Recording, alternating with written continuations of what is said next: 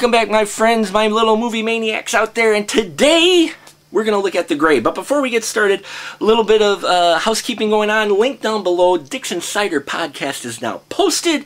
Check it out. I, Mark the Movie Man, was blessed to be on the show once again, this time discussing and cussing about our predictions, comparing our Oscar predictions, discussing the validity of the Oscars, as well as many other things.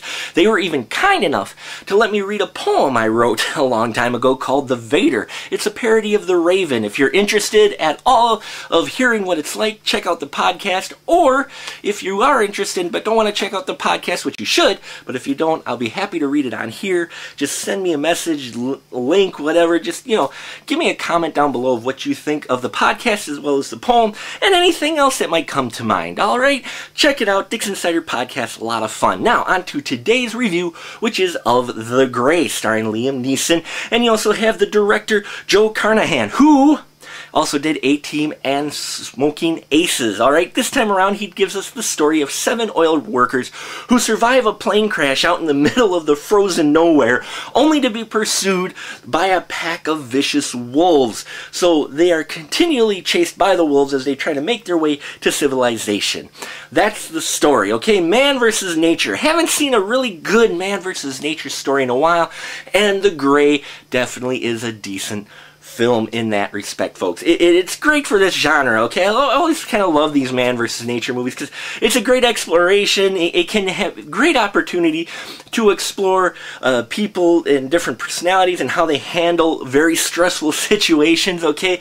They're almost like zombie films, but not quite, because with it being nature, it's more realistic, so it's got that little extra hint of real fear to it, okay? And that's what The Gray has. Throughout, there is this intensity in this film, this underlying feeling of danger. It never really goes away, which is great, because a lot of these movies you will get that to where after a little while you get kind of complacent. Oh, the danger isn't there anymore. Not in The Gray. The Gray, that danger is constantly all the way through the film, even up to the last scene, folks. That feeling of danger is there, and I loved that. I also love Liam Neeson's performance. He does fantastic as the darker, brooding Otway, who's a guy who you kind of feel gave up on life, and now he's in charge of protecting life, the 7 survivors there from the wolves, because he is the master huntsman, and he's, out of the whole group, knows what the hell to do out in the frozen cold, okay? And he keeps us cool the whole time. I just loved his character. It was great. There's some other great group of characters in here.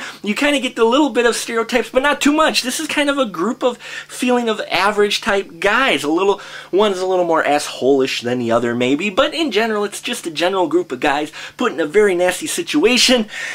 And, it's just a fun movie. I enjoyed this quite a bit. What I also love, too, there's a scene in there where they kind of drew this parallel between the pack of guys and the pack of wolves, where you hear in the distance the pack of wolves kind of fighting for who should be alpha male, and then you get that parallel with the group of guys, kind of that same thing. So I love that parallel. I caught that and thought that was just a nice scene in there in general for the film. Overall, folks, Movie Man enjoyed The Gray. It will not leave you gray and feeling like you wasted your money. It's definitely worth the price of admission.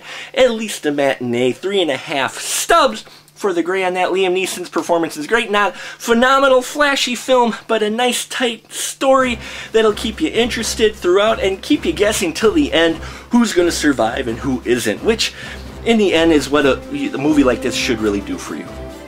And that'll about do it for us here at the Final Cut. Till next time, keep that ticket